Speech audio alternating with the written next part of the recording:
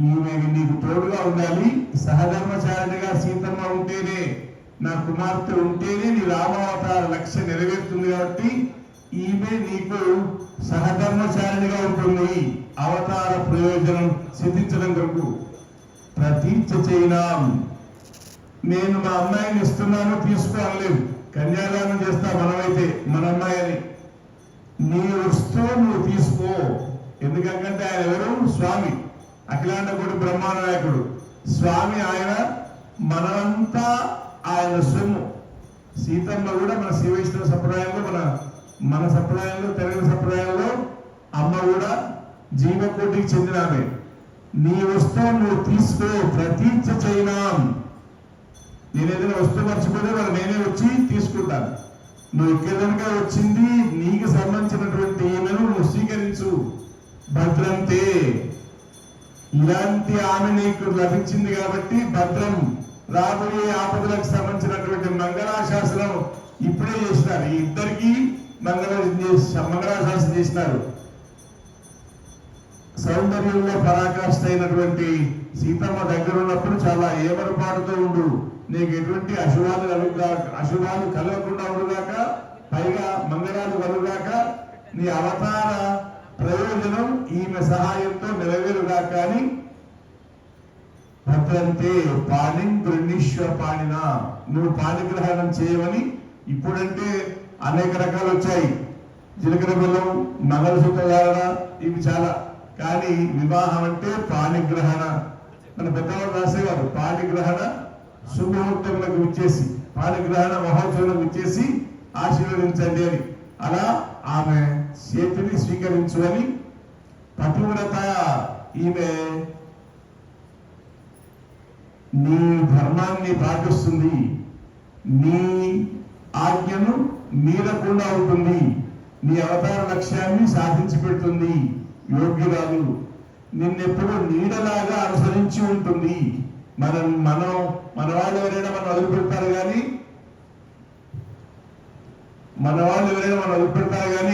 మన వెంట ఉండేది నీడలాగా నన్ను అనుసరిస్తుంది అని ఇత్యుక్త్వా ఈ మాటలు చెప్పి ప్రాక్షిపత్ రాజా మంత్రపూతం జలంతర. మనకి వాళ్ళ మహాసంకల్పం చెప్పి ఆ విధంగా ఎలా అయితే కన్యాదానం జరిపించారో ఆ మంత్రపూరితంగా ఉండేటువంటి నీటిని వదిలిపెట్టారు అని ఈ ఘట్టంలో ఉండేటువంటి ప్రధానమైన అంశం. ఇవాళ 4వ పుష్కరోత్సవ బ్రహ్మోత్సవంలో అంతా పండితులు, ఇక్కడ ఉండేటువంటి వారందరూ ఉభయ వేదాంత పండిత పరిషత్, పండిత లోకం అంతా ఒక్క దగ్గర ఉండగా ఆయన ఎవరు అంటే వేదాంగ పండితుడు రామచంద్ర స్వామి. క్షత్రియుడుగా ఉన్న ఆయన వేదాన్ని, ధనుర్వేదాన్ని, వేదాంగాలను అన్నిటినీ అధ్యయనం చేశాడు. కాబట్టి ఆంజనేయ స్వామి మాట్లాడిన తీరు చూసి నా ఋగ్వేద వినీతస్య నా యజుర్వేద ధారణ నా సామవేద విదిశాం అంటూ వేదాంగ పండితులను గుర్తించినారు.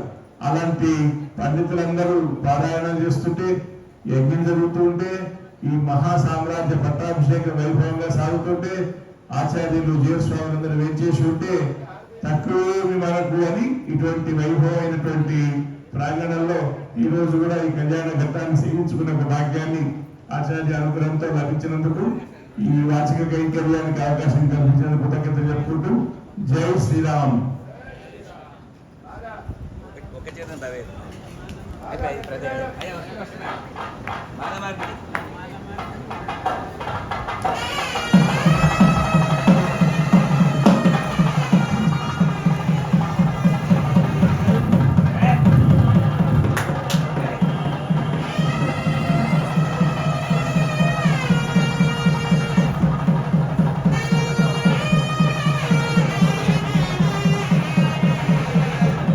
మంగళం గోధనేంద్రాయ మహనీయ గుణాత్మనే చక్రవర్తి జనోదాయ సార్వభౌమాయ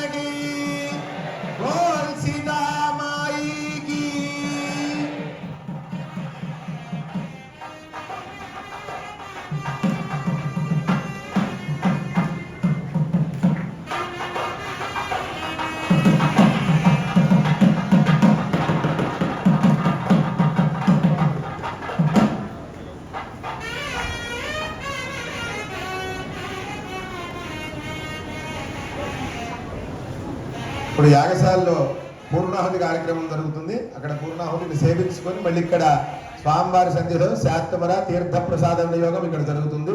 అందరూ అక్కడికి రావాల్సిందిగా విజ్ఞప్తి.